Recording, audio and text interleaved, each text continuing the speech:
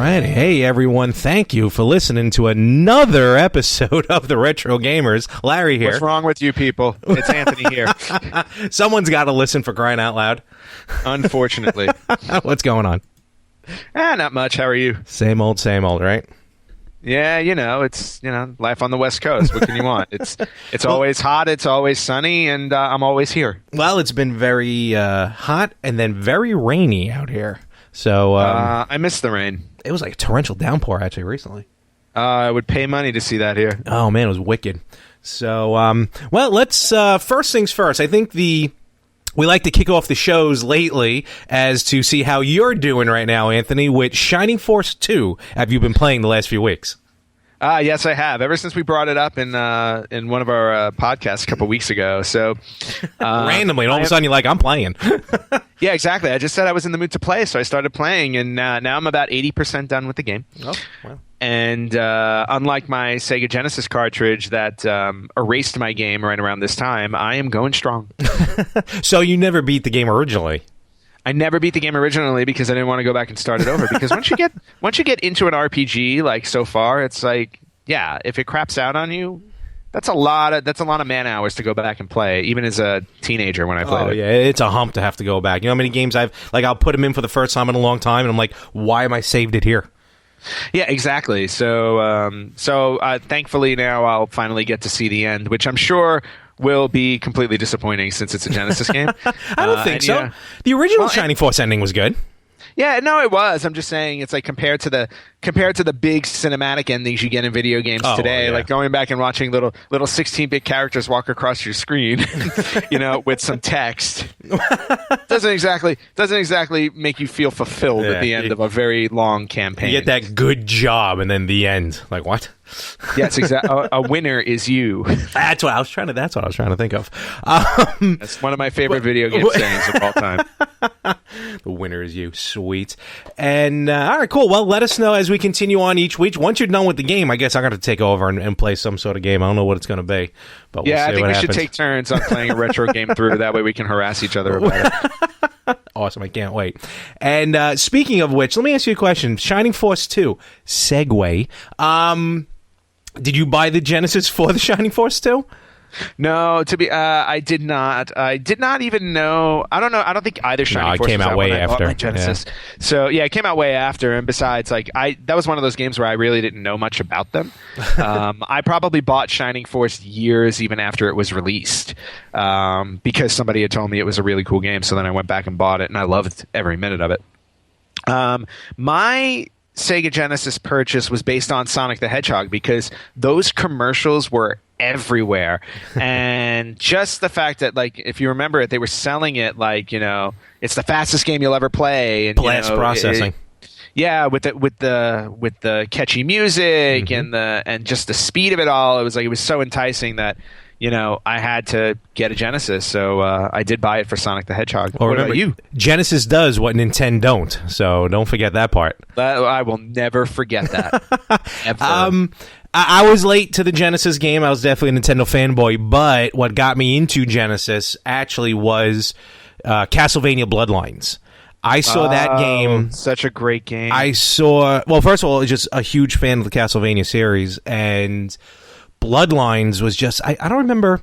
Really? The whole series? Even Castlevania 2?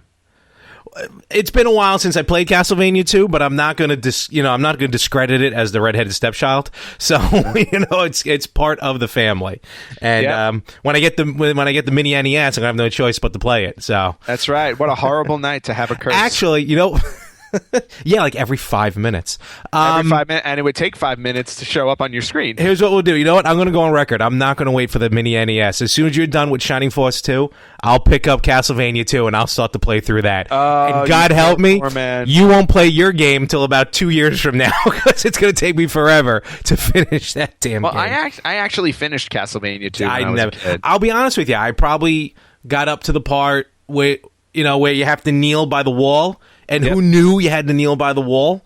Nintendo Power. I was going to say Nintendo Power probably did it, but I probably blew through that page. So, yep.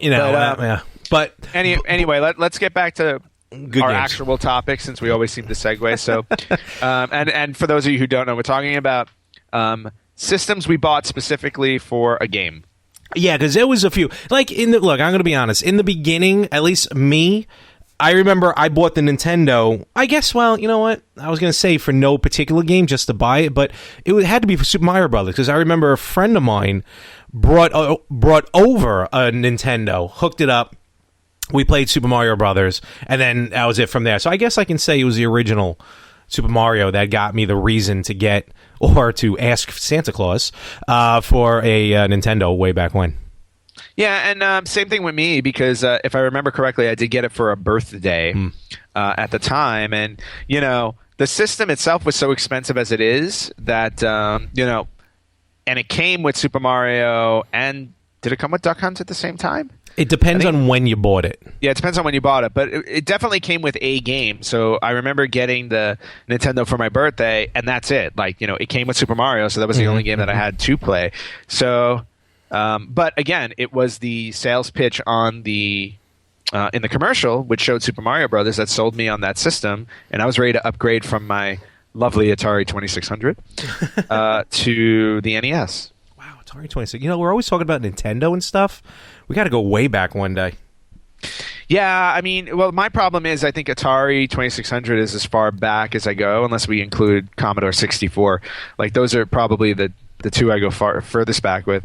I never had, like, Intellivision, or my friend had a ColecoVision that I used to play, I remember, but yeah. I never had. I think Atari was the first one, counting, like you mentioned, the Commodore.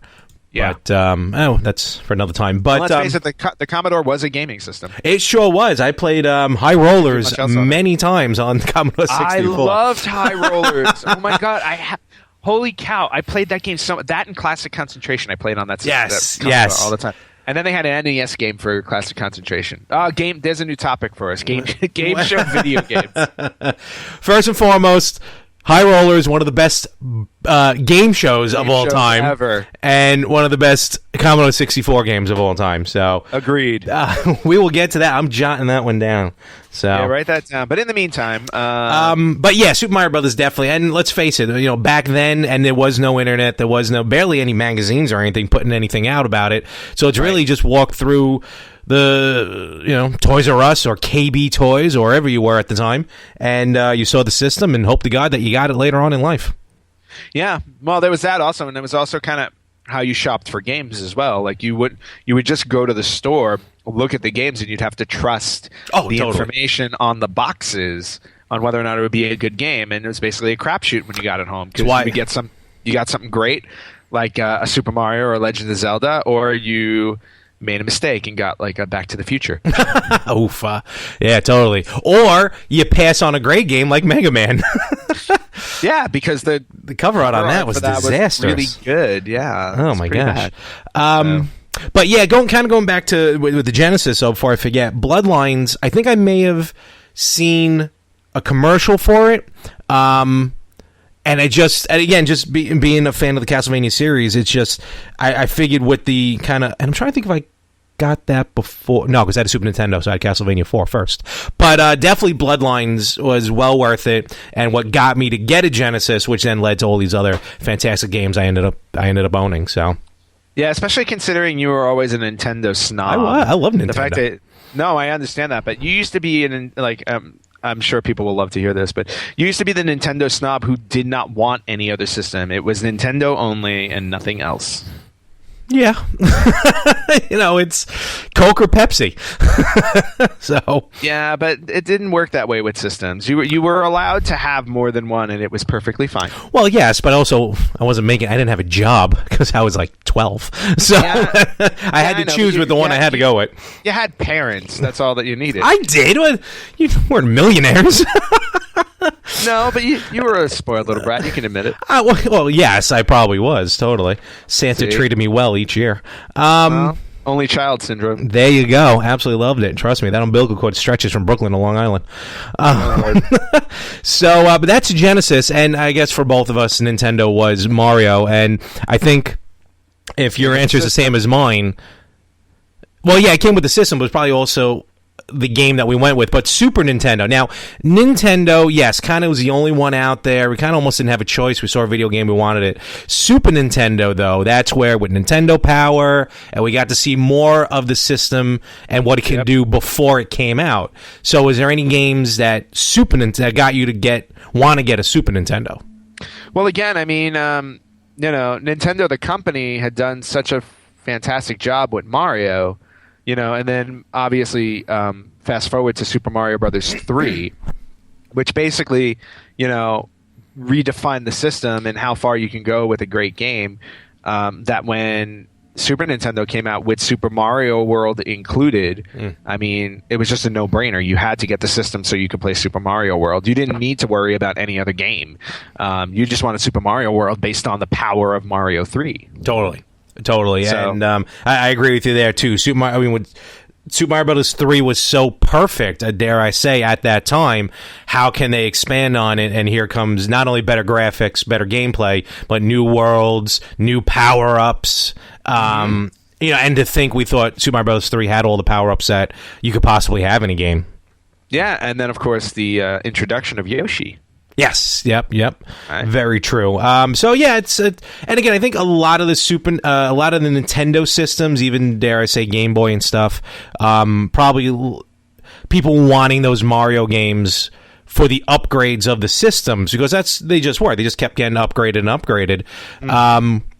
Like, I know you weren't big into the handhelds. I know you had a Game Gear. Definitely not my thing. Yeah, I know with me, handhelds, Super Mario Land was definitely just, again, loving the series, wanting to get the next game in the series. Even though it wasn't the greatest game in the Mario series, it's still fun. Super Mario Land 2 went back to basics, and that's really picked it up. But, Super Mario Land got me to get a Game Boy. You also got to remember that the power of the Game Boy didn't necessarily fall on Mario. It fell on Tetris. Well, I was going to say, Tetris was the packing game. So that's the game that the system came with. So, and that version of Tetris, I think, is even better than the Nintendo version. And I know Tetris is Tetris, don't get me wrong, but just something about the Game Boy version that is just much more enjoyable. Yeah, and I remember the first time I played Tetris was at the Nintendo convention at the Jacob Javits Center in New York. It was the first time I had ever touched a Game Boy, and Tetris just had me hooked. In fact, I think after I played it on the Game Boy, I went out and got it for the NES. I remember that. We probably went on the same day and passed each other. Didn't even know it. We probably did, and yeah, I mean, well, you also got to remember you were 2 years younger than me, so back then, being 2 years younger, it's just we wouldn't be friends. I was with my parents and my uncle, and the only line that was short enough to play a game was Fester's Quest. Really? Is that all you got to play? No. I played so many games while I was there. I remember playing some other. I just remember Fester's Quest was the one like I just ran up to and started playing. I also had a ticket to compete on the main stage. Well, not on the main stage, but in the tournament. Yeah, but I was too gun shy and I didn't do it. So I did it twice, and I did not advance. Unfortunately, because again, it was one of those things where you only had X amount of time, and I flew through Mario and Rad Racer, but Tetris was new to me, so I didn't know Tetris. So I remember I played through the first time, went over to the Game Boy after that to practice Tetris, and then went back to play a second time, and I played better the second time, but I still didn't advance. I really wanted that $50,000. Yeah, that would have done well. So yeah, I would have spent it all on games, of course, but still. Who needs college? No, honestly, right? Who not at all. And then with Game Boy, actually, I think I played Tetris. I think that's where I played the Game Boy for the first time with Tetris. I don't think I had a Game Boy yet at that point. But and then with the Game Boys, at least with me, that was just kind of the upgrade of the system. Game Boy Color, Game Boy Pocket, just a necessity of buying those games. Game Boy Advance, that's when the Game Boy really upgraded itself. And for me, I remember in college, because that's when it came out, there was a game called Advance Wars, which kind of plays like Shining Force 2 in that it's turn-based, but it's more military, cartoony military. And that also, it was really designed for 4-player action. Well, the Game Boy Advance was.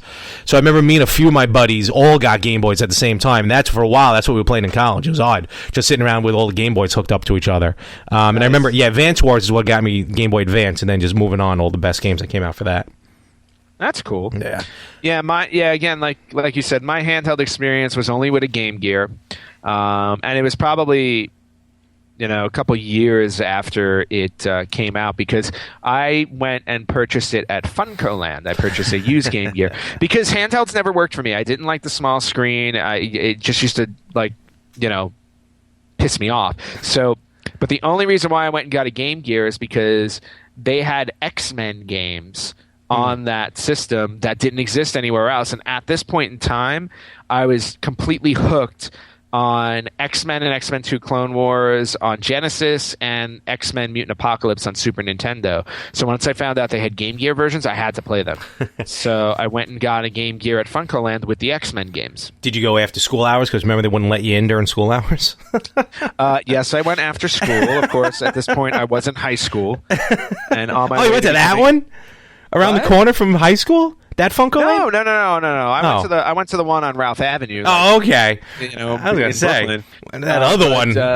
No, I never went to the one by our high school. Hey, you have to bring up. But yeah, I mean, I went there and I got the X-Men games, and I just remember playing them, and I never, ever finished them because, again, it was a handheld system, and I didn't buy those for a reason. Well, it was a good screen, and it was in color. That's what helped that out. But it wasn't backlit, so it was a little tough. Was it backlit? Yeah, it was a bit too annoying. To be honest with you, if I could play those handhelds again on my 55-inch screen TV right now, I would be happy to play through those X-Men There games. you go. I remember I bought the Game Gear because it had the TV attachment. You can actually watch television, and of course I never got the TV attachment. But of course you didn't. I ended up getting some. That's where I found there was a Shining Force game for the Game Gear. Boy, we should rename this the Shining Force podcast. Shining Force game for the Game Gear that rocked out really well. Then unfortunately I bought Batman Returns, and that's where it all went downhill. Movie games, they just don't work. Well, most don't. Sega CD. What, end up getting anything for the Sega CD? Sega CD. Yes, that system, that faulty system. I can't remember exactly the first game I bought for it. I mean, it came with Sewer Shark, which I thought was fun until I realized the game was like 20 minutes long. 6. Then that was the end. Niner. Then that was the end. And you literally got to the end of the game to witness a fat guy eating spaghetti. I'm not kidding. But I remember buying Sega CD for 2 reasons. One was Night Trap, which was that full motion video. What's her face? Game starring Dana Plato, the late Dana Plato from Different Strokes. But it was a cool concept. It was a whole idea of about these vampires that are trying to like suck the blood out of a whole bunch of sorority girls who were having a slumber party. And I'm a teenager at the time, so how did that work out? It was before the MPAA ratings, right? Yeah, of course, MPAA. exactly. The SRB ratings, I mean. Yes, exactly. The video game ratings. So I definitely bought it for that. And the game, again, like Sewer Shark, it was this full motion video that never stopped moving. So the game itself was about an hour long if you got all the way. Yeah. And then the other game that I purchased Sega CD for was the WWF Rage in the Cage. Yep. Now, so now on Super Nintendo and Genesis, you had these 16-bit wrestling games. And of course, for people who listen to this who don't know, Larry and I are huge wrestling fans, have been for a long time. The SNES and Genesis games were great, but they maxed out at 12 characters. Rage in the Cage had 20 characters, and for the first time, had the actual entrance themes. Yes. On it.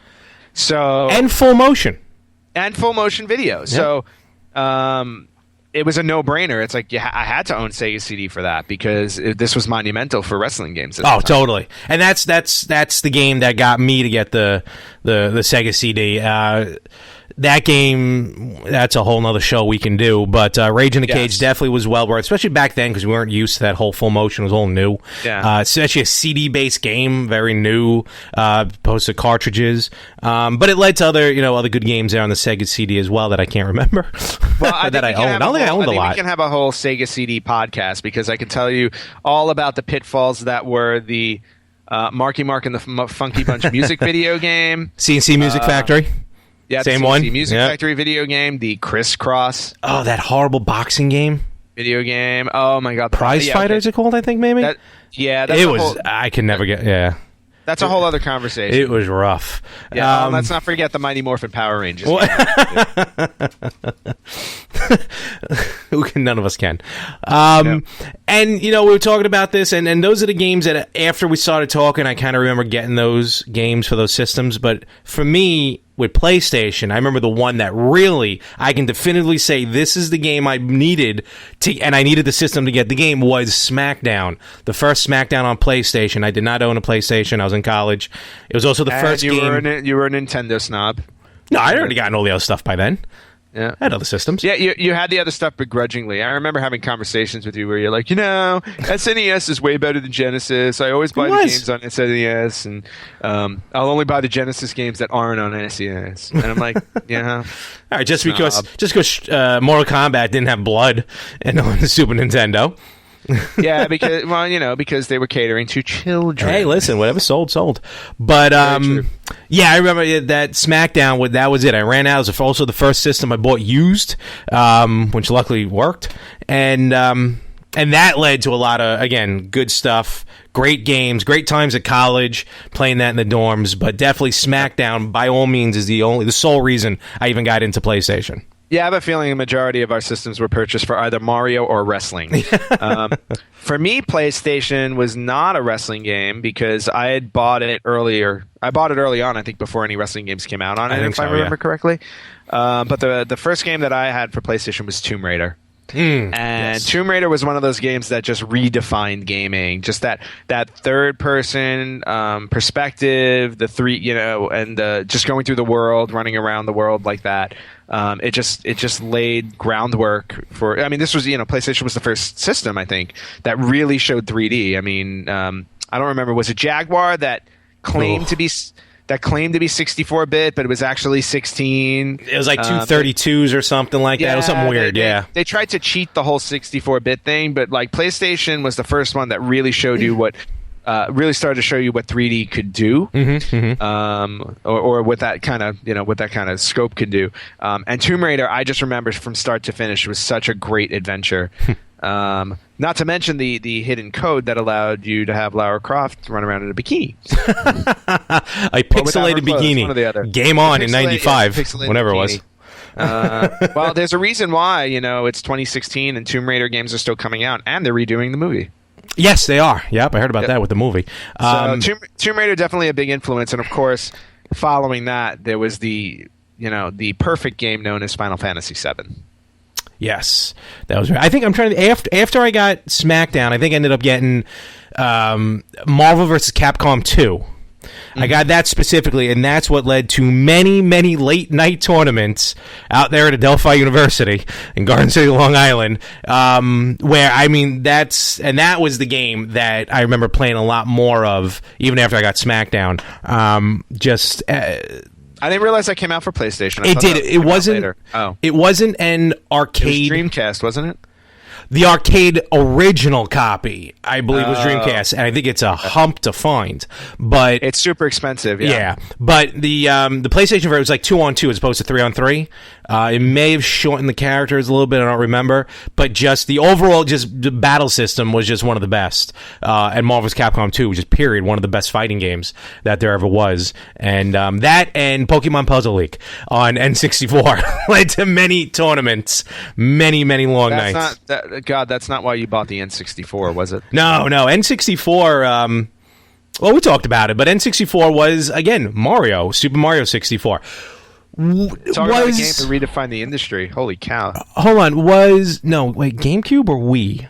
Maybe it was an N64. Zelda was never a launch title, except for one system. No, Zelda. No. N64 launch titles. I remember this because I was literally in line at the Wiz in Brooklyn. Yes, the day it came out. If I remember correctly, it was September 18th, 1996. There you go. Somewhere around that date. And it was Super Mario 64 and Pilot Wing 64. And I remember standing in line with Mom. Yes, I was almost 18 at the time. But, standing in line with Mom to buy the system a month early for my birthday present. And I was just going to get Mario 64 because this was the first system, I think, that came without... first Nintendo system that came without a game. Yes. You had to buy them separately. Yep. So bought the system, was buying Mario 64, but then Pilot Wings, I kept staring at it. And my mom eventually caved and bought Pilot Wings for me as well. So I wound up buying both games that came out on launch day. At least if I remember correctly, it was just the 2. It probably was.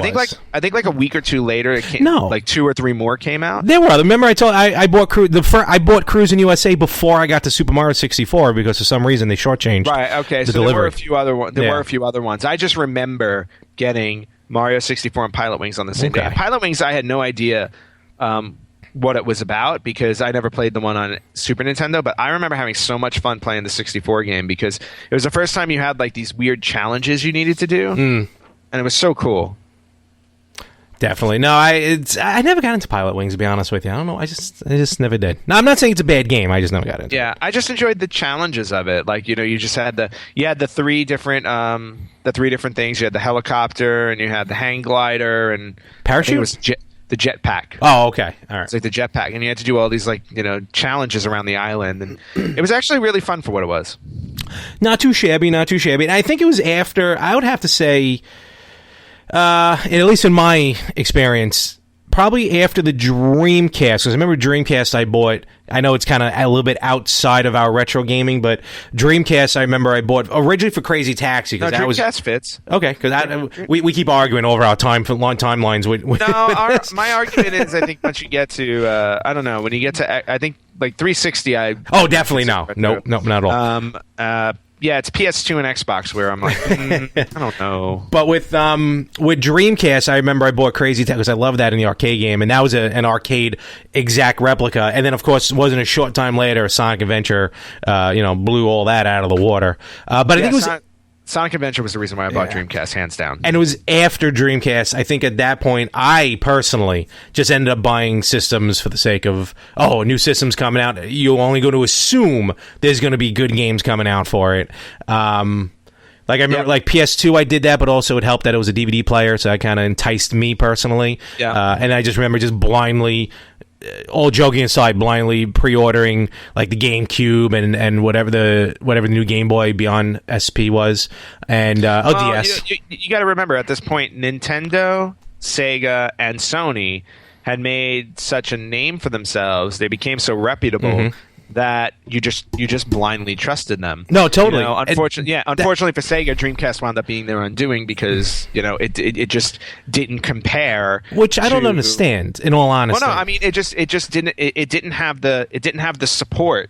It honestly didn't have the third party support that Sony had or Microsoft had when it finally debuted its Xbox. I don't know what Microsoft did or how much money they paid to get the third-party support they needed because it was their first system and they needed to prove themselves. But they did a tremendous job, and they were the reason why, those systems were the reason why Sega got out of the console business. Yeah, and I remember because Xbox, you're right, because it was the first one out, and I didn't buy an Xbox at first because I didn't know what the games were going to be like. So it turns out Xbox had one of the best football games ever on it, ESPN 95. The Buffy series was fantastic on there. I mean, obviously other games on top of it, Halo. Yep. But Showdown, Legends of Wrestling. Yeah, I said good games.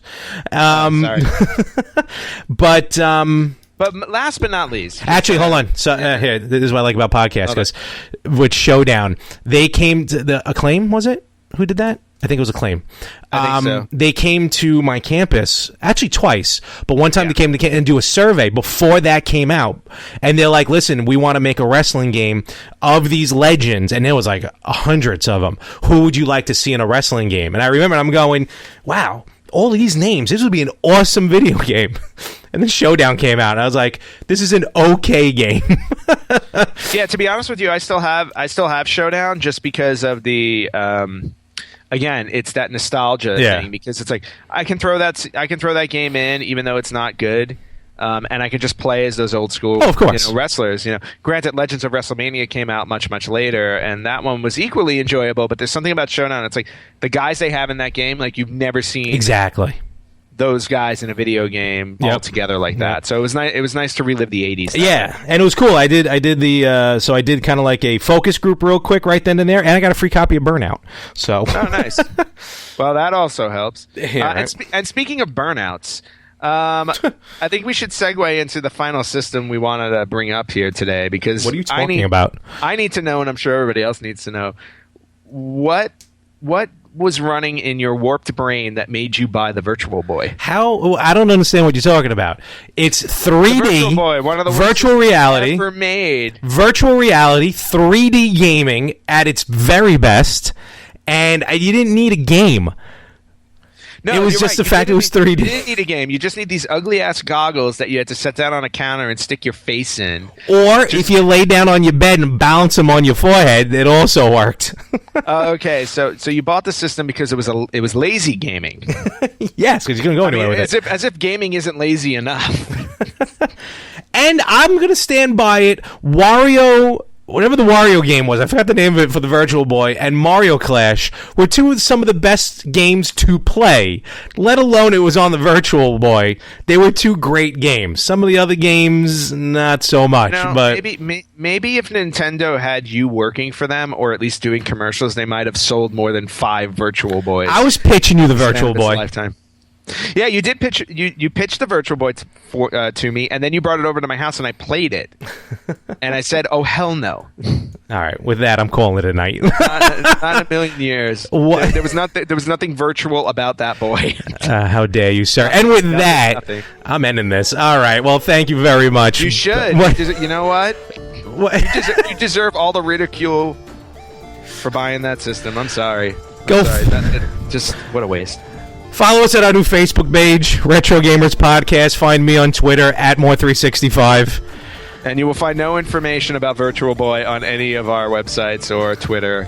Find Anthony. And if Larry puts anything up, I will ban him. Matsu at Matsu228. Thank you very much. So with that, we're going to call it a week. I'm Larry. And I'm Anthony. Catch you guys later.